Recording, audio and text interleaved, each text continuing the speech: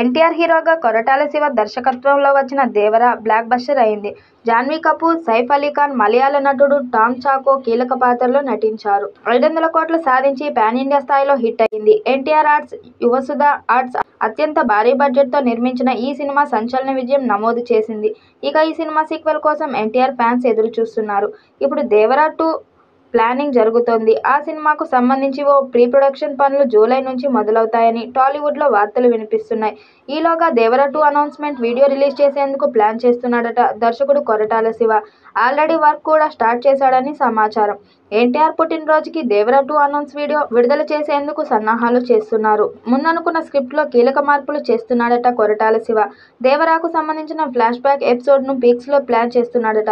అలాగే ఈసారి సైఫ్తో పాటు మరో విలన్గా బాబీ డియోల్ని రంగంలోకి దింపుతున్నాడని తెలుస్తుంది. అయితే ఈ సినిమా రెగ్యులర్ షూటింగ్ కాస్త సమయం పట్టేలా ఉంది. ఇప్పటికే వార్ 2 షూటింగ్ను పూర్తి చేసిన యంగ్ టైగర్ ప్రస్తుతం ప్రశాంత్ నీల్ సినిమా షూటింగ్లో పాల్గొంటున్నాడు. ఆ తర్వాతే దేవర 2 రెగ్యులర్ షూట్ ఉండనుంది. ఇప్పటికే కొరటాల శివ కూడా సినిమాకి సంబంధించిన పనులు ఇప్పటికే ప్రారంభించాడు. తాజాగా ఈ సినిమా నుండి అదిరిపోయే అప్డేట్ వచ్చింది. దేవర 2 సినిమా నుండి ఒక స్పెషల్ వీడియో రాబోతుంది. ఈ నెలలోనే దేవర 2 సినిమా అనౌన్స్మెంట్ వీడియోని చిత్ర బృందం రిలీజ్ చేయబోతుందని సమాచారం.